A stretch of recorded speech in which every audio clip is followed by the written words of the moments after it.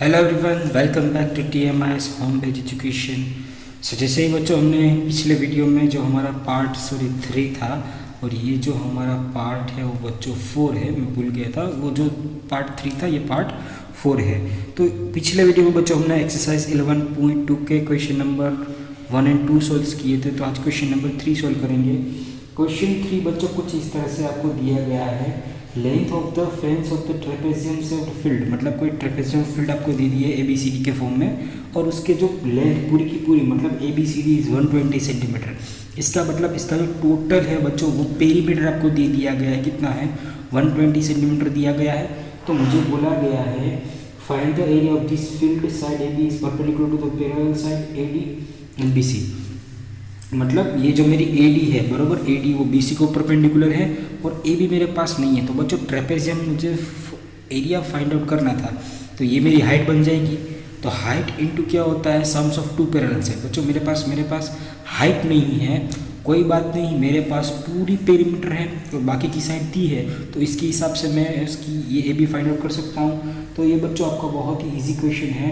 तो मैं इसे लिख सकता हूँ यहाँ पे perimeter ABCD is equal to AB plus BC plus CD plus DA लिख सकता हूँ ऐसा। ये बच्चों मेरे पास है 120, AB मुझे फाइंड आउट करना है, प्लस BC मेरा कितना है बच्चों 48, प्लस CD मेरा दिया गया है 17। ओके, और DA बच्चों मुझे दिया गया है 40 मीटर है या सेंटीमीटर है? It's metre. Okay, no problem. तो आगे सोल्व करते हैं बच्चों। ये मेरा 120 है, ओके एज इट इज़। यहाँ पे 48 प्लस 17 प्लस 40, तो ये तकरीबन बच्चों आपका हो जाएगा 40 plus 40 48, sorry 88 plus 98, okay 98 plus 7 मतलब ये आपका हो जाएगा 105 प्लस AB। तो मुझे AB फाइंड आउट करनी है, तो ये लेफ्ट हैंड साइड चला जाएगा, तो ये आपका हो जाएगा 120 प्लस तो minus is equal to AB।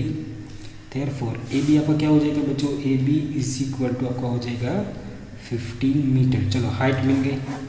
Okay, बहुत ही easy. Now area of trapezium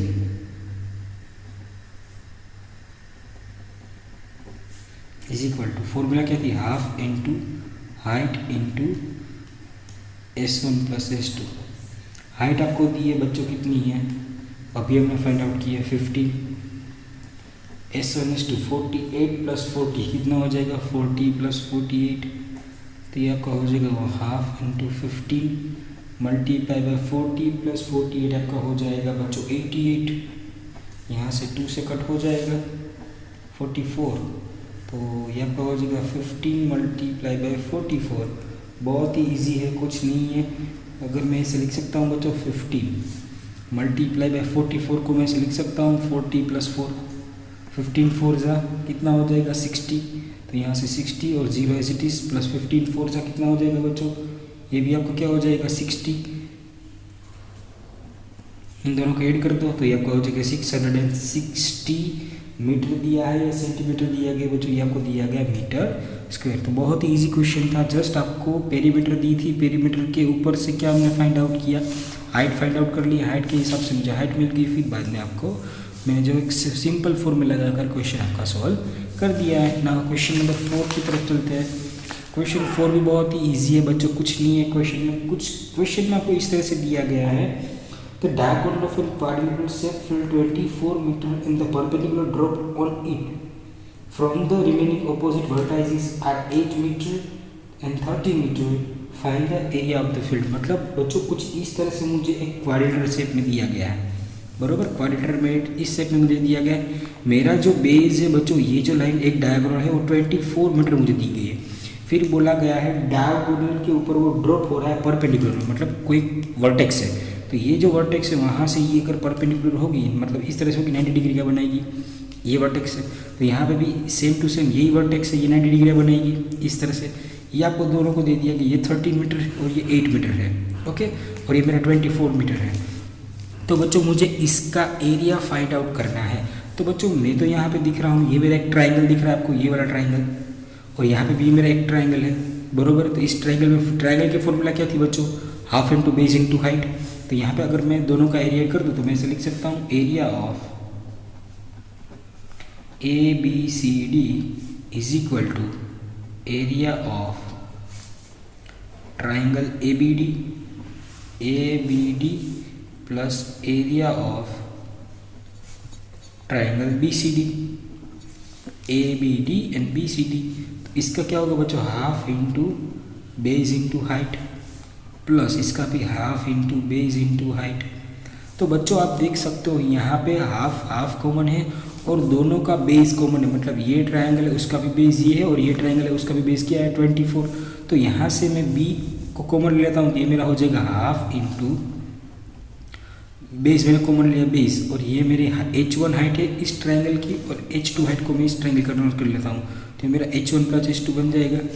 तो हाफ इंटू बेस मेरा कितना था बच्चों 24, h1 इसकी हाइट कितनी थी 13 प्लस इसकी हाइट कितनी थी बच्चों 8।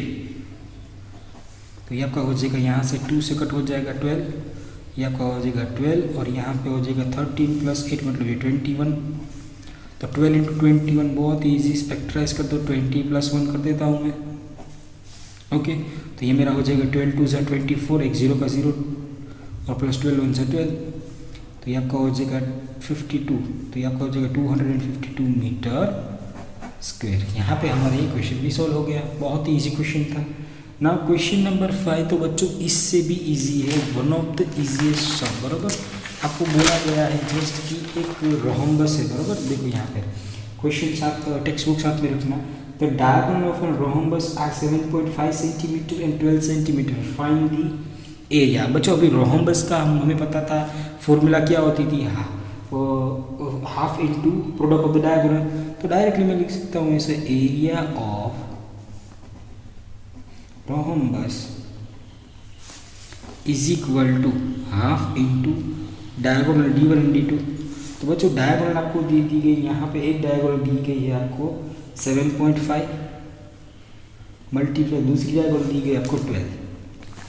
तो यहाँ से मैं कट कर सकता हूँ 2 6 ओके, यहाँ पे आपकी बच जाएगी 7.5 बराबर, और यहाँ से आपको बच जाएगा बच्चों 6। तो 7.5 इंटू 6 करोगे बच्चों तो यहाँ से भी ओके, तो ये आपका हो जाएगा 1/2 मल्टीप्लाई पे। तो यहाँ पर बच्चों 7.5, तो इसको में से 10 लिखो तो कोई प्रॉब्लम किसी को नहीं होगी ना, किसी को प्रॉब्लम। तो यहाँ से 75/10 पॉइंट निकाल दो यहाँ से, बराबर, यहाँ से पॉइंट निकाल दिया। ओके, यहाँ इस तरह से लिख देता हूँ अच्छी तरह से, 75/10 मल्टीप्लाई बाई 6। अभी 75 मल्टीप्लाई बाई 6 करोगे तो 6 5 × 30, ओके, 6 5 × 30 0 ऊपर 3 6 6 7 × 42 प्लस 3 45 और 10 यहाँ से 0 0 कट। तो आपका आंसर आएगा 45 सेंटीमीटर स्क्वायर। लो, क्या था क्वेश्चन में, जस्ट एक फॉर्मूला याद करना थी, बाकी का सिंपल कैलकुलेशन है। ओके, नाउ क्वेश्चन नंबर 6 देखते हैं बच्चों। क्वेश्चन नंबर 6 भी बहुत ही ईजी है बट थोड़ा सा आपको समझना है। क्वेश्चन नंबर 6 में बच्चा आपको बोला गया है find the area of a rhombus whose side is 6 centimetre and whose altitude is 4 centimetre. मेरा बराबर एक रोहम्बस मैंने इस तरह से ड्रॉ किया है। मुझे रोहम्बस में बोला गया है एक रोहम्बस है उस साइड, मतलब ये मेरी साइड है वो 6 सेंटीमीटर है। रोहम्बस की मुझे बोला गया एक साइड मेरी 6 सेंटीमीटर है, whose altitude is 4 सेंटीमीटर। और ये जो मेरी अल्टीट्यूड मतलब बच्चों क्या होता है, कुछ नहीं, अल्टीट्यूड माना तो हाइट। ये मेरा ट्रायंगल है, ड्रॉ किया मैंने, तो ये मेरी जो अल्टीट्यूड है इसको मैंने ड्रॉ किया, तो मेरी क्या हो जाएगी बच्चों एक अल्टीट्यूड, मतलब इस तरह से उसको हाफ हाइट भी बोल सकते हो। तो मेरी अल्टीट्यूड हो गई बच्चों, ये मैंने अल्टीट्यूड ड्रॉ कर दी, वो 4 सेंटीमीटर है। और दूसरा बोला कि if one of its diagonal is 8 centimetre, मतलब उसकी ये जो रोहम्बस है उसकी एक डायगोनल है 8 सेंटीमीटर। तो मुझे दूसरी डायगोनल फाइंड आउट करनी है। ओह, अब ये कैसे करेंगे, कोई बात नहीं है बच्चों, बहुत ही ईजी है। डायगोनल बच्चों जब कभी भी आपको रोहम्बस दिया गया हो तो उसकी 2 फॉर्मूला है, कौन कौन सी, एक तो डायगोनल वाली कि भाई half into diagonal d1 into d2, बराबर। जब आपको 2 डायगोनल दी गए तो आप ये फॉर्मूला यूज़ करोगे। और जब आपको कोई एक बेस दिया हो और हाइट दी हो, बराबर, आपको बेस भी दिया है और हाइट दी है बच्चों, तो ये वाली फॉर्मूला हम यूज़ करेंगे, कौन सी, सिंपल सी, बेस इंटू हाइट। तो डायरेक्टली मैं यहाँ पे अगर आपको लिख देता हूँ कि भाई एरिया ऑफ, क्या मैं करूँगा, पहले मैं रोम्बस का एरिया फाइंड आउट कर लेता हूँ, इसका एरिया मिल जाएगी तो इस फॉर्मूला में पुट करके मैं उसकी दूसरी डायगोनल यूज़ कर सकता हूँ। Area of rhombus is equal to, formula क्या होती है बच्चों, बेस इंटू हाइट होगी। बेस मेरा दिया गया 6, हाइट मेरी दी है 4, तो ये देखो यहाँ पे मुझे एरिया तो मिल गया। ओके, नाउ सेम ये फॉर्मूला यूज़ करके मैं फाइंड आउट कर लेता हूँ area of rhombus is equal to half into product of the diagonal D1 D2। Rhombus का एरिया मुझे अभी हमने फाइंड आउट किया कितना था 24 इज इक्वल टू यहाँ पे हाफ इंटू D1। सपोज ये D1 मेरा बच्चों क्या है, मैंने 8 कंसिडर किया है बराबर, 8 इंटू D2 मेरी क्या हो जाएगी, मुझे वो फाइंड आउट करना है। इसको डिनोमीटर में इस साइड जाएगा तो डिनोमीटर में upon 8 is equal to D2। यहाँ से बच्चों ये मेरा हो जाएगा 8 3 ज़ा 24। ओके, 8 3 ज़ा कितना हो जाएगा बच्चों 24 एंड 3 2 ज़ा 6। देयरफॉर मेरी जो D2 डायगोनल आएगी वो कितनी हो जाएगी 6 सेंटीमीटर। तो हो गया मेरा D2 भी डायगोनल मिल गई। कुछ नहीं था, हाइट दी थी, बेस दिया गया था, एक डायगोनल दी गई थी। तो अगर मेरे पास बेस है बराबर और हाइट भी है तो ये वाली फॉर्मूला यूज़ करनी है। अगर मेरे पास डायगोनल है D1 है और डायगोनल D2 दिया गया है बराबर, तो भी आप डायरेक्टली यूज़ कर सकते हो। बट मैंने क्या किया, ये फॉर्मूला का यूज़ करके इसका एरिया फाइंड आउट कर लिया, फिर उसका एरिया फाइंड आउट करके ये जो डायगोनल वाली फॉर्मूला थी दूसरी उसके साथ मैंने कंपेयर कर दी। कंपेयर मीन्स वो लिख दिया, तो मेरा एरिया मिल गया, तो उसका डायगोनल D2 भी मिल जाएगी। नाउ मूव द बच्चों क्वेश्चन नंबर 7। क्वेश्चन नंबर 7 भी बहुत ही ईजी है, कुछ नहीं है क्वेश्चन नंबर 7 में। क्वेश्चन नंबर 7 बच्चों कुछ इस तरह से आपको दिया गया है। The floor of a building consist of a 3000 tile which are rhombus shape and each of its diagonal 45 centimetre and 30 centimetre. मेरा कोई बिल्डिंग का फ्लोर है, उसमें बच्चों मैंने टोटल 3000 टाइल्स लगाई है। टोटल कितने थाउजेंड टाइल्स लगाई 3000। और हर एक टाइल्स का बराबर मुझे हर एक टाइल्स का डायगोनल दे दिया, कितना दिया है, एक डायगोनल दिया गया मुझे 30 और दूसरा दिया गया 45 centimetre. Find the total cost of the polishing of floor in the cost of the per metre 4 rupees. मतलब अगर मुझे ये पूरे फ्लोर को मुझे पॉलिश करना है तो बराबर मुझे कितने रुपीस देने पड़ेंगे। मेरा 1 मीटर का बच्चों मुझे दिया गया है यहाँ पे 4 मीटर। तो क्या करने हैं बच्चों, कुछ नहीं, अगर मैं इसका एरिया फाइंड आउट कर लूँ, अगर मैं इसका एरिया फाइंड आउट कर लूँ बच्चों तो एकदम मुझे इजी रहेगा। क्या होगा, मैं पहले इसका एरिया फाइंड आउट कर लेता हूँ बराबर। इसका मुझे एरिया कब मिलेगा, यहाँ पे मैं अगर मैं एक टाइल्स का मतलब एक टाइल्स का एरिया फाइंड आउट कर लूँ, फिर उसको यहाँ पे टोटल कितनी टाइल्स है 3000, उसके साथ मल्टीप्लाई कर दूँगी, पूरे फ्लोर का एरिया मिल जाएगा बराबर। फिर बाद में 1 मीटर का 4 रुपीज़ से मल्टीप्लाई कर दूँगा तो भी मुझे मिल जाएगा। तो डायरेक्ट मैं ऐसे लिख सकता हूँ area of floor is equal to area of 1 tile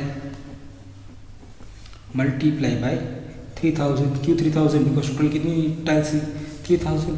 area of 1 tile मतलब ये भी कौन से फॉर्म में बच्चों, रोम्बस के फॉर्म में। तो फॉर्मूला क्या होगी, half into product of the diagonal D1 into D2 multiply by 3000।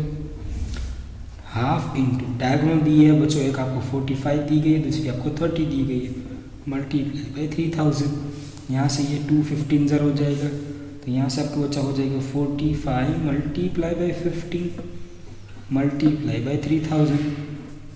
Okay, now मैंने अभी बोला था बच्चों 45 को स्प्लिट कर दो 40 + 5 में, तो 4 15 4 ज़ा 60 मतलब 600, और तो ये आपका हो जाएगा 675 मतलब अकॉर्डिंग। फिर बाद में 675 के साथ आपको 3 के साथ मल्टीप्लाई करना पड़ेगा, तो ये आपको अराउंड आएगा बच्चों 2025 और बाकी के 3 0, तो अराउंड ये बच्चों क्या हो जाएगा 2025 और ये आपका हो जाएगा 000। इस तीनों का मल्टीप्लाई करोगे तो तकरीबन 2025 और बाकी 3 का 0 centimetre square.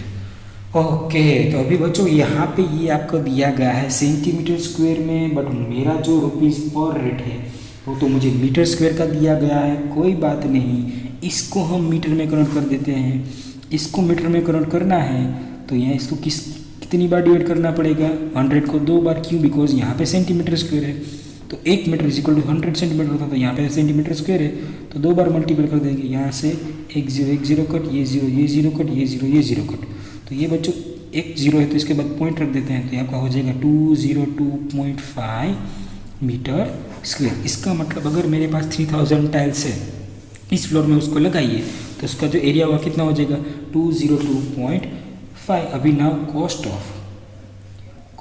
Of polishing is equal to, एक का कितना दे रहे थे 4, मल्टीप्लाई एरिया कितना मिला 202.5, मल्टीप्लाई करते 5 4 ज़ा 20 0, ओके हाँ 5 4 ज़ा 20 0 पर 2 4 2 ज़ा 8 और ऊपर था आपका क्या था 5 4 ज़ा 10 मतलब 0, यहाँ से 1 4 0 ज़ा 0 मतलब 1 और 4 2 ज़ा 8 और पॉइंट के ऊपर पॉइंट मतलब 810.0। इसका मतलब अगर मुझे मेरे पास 3000 टाइल्स लगाई हुई है और 1 मीटर का मुझे 4 रुपीज़ देना है, तो मतलब अगर मैं इसका पॉलिशिंग करवाऊँगा तो मुझे 810 रुपीज़ देने पड़ेंगे, बस 810। बहुत ही ईजी क्वेश्चन था बच्चों। ना क्वेश्चन नंबर बच्चों 8 आप देखते हैं। क्वेश्चन नंबर 8 भी बहुत ही ईजी है। क्वेश्चन नंबर 8 आप लोगों ने जिस तरह से अभी तक मैंने आपको समझाया यहाँ तक बराबर, वैसे ही क्वेश्चन नंबर 8 है। तो क्वेश्चन नंबर 8 में बच्चों आपको बोला गया है कोई एक रिवर, इस तरह का क्वेश्चन नंबर है बराबर। यहाँ पे आपको एक रोड साइड दी गई है, एक रोड है बराबर। यहाँ पे बीच में कोई ट्रेपेजियम फील्ड जैसा है, बीच में ट्रेपेजियम फील्ड जैसा इस तरह से बराबर। दूसरी इस साइड क्या है रिवर है, ओके। तो मुझे क्या फाइंड आउट करना है, क्वेश्चन रीड कर लेते हैं बच्चों। Mohan wants to buy a trapezium shaped field. Its side along the river is parallel to and twice the side along road. Okay क्या बोला गया है, मोहन एक ट्रेपेजियम से फील्ड में प्लॉट खरीदा है बराबर। रोड से इस साइड उसका रोड है और इस साइड रिवर है। तो क्वेश्चन में बोला गया है okay if the area of this field is 1050, ओहो एरिया आपको दे दिया, कितना दिया गया 105,000 मीटर स्क्वायर एरिया मिल गया है। Find the length of the side along the reverse, क्या बोला गया है find the length of the side along the river, मतलब ये रिवर की साइड जो लेंथ है ना वो मुझे फाइंड आउट करनी है। बट बच्चों मेरे पास यहाँ पे मुझे कुछ एक बोला गया, इसका एक एरिया दिया और कुछ दिया हाँ, इसकी मुझे हाइट दे दी है कितनी 100 मीटर्स। ना तो ये साइड मुझे दी है और ना तो मुझे ये साइड दी है, कोई बात नहीं। बट अपने बच्चों इसमें कुछ हिंट आपको दे दी है कि जो रोड की साइड है बराबर उससे जो रिवर की साइड वो 2 टाइम्स है। अगर मतलब ये 5 है तो ये कितनी होगी 10, मतलब रोड साइड है उसकी अपोजिट साइड मतलब जो रिवर की साइड है वो 2 टाइम्स है बराबर। तो कोई बात नहीं, तो मैं सपोज यहाँ पे कंसिडर कर लेता हूँ let side along road, road की जो साइड है बराबर इस साइड वो मैंने x कंसिडर कर रही है, तो क्या हो जाएगी साइड अलोंग रिवर कितनी हो जाएगी बच्चों 2x हो जाएगी। ओके मेरे मिल गया। अभी मुझे क्या करेंगे, इसका मैं एरिया फाइंड आउट कर लेते हैं। एरिया के साथ हम फाइंड आउट करके आपको दिखते क्या होता है कि ना area of trapezium is equal to half into height into S1 plus S2।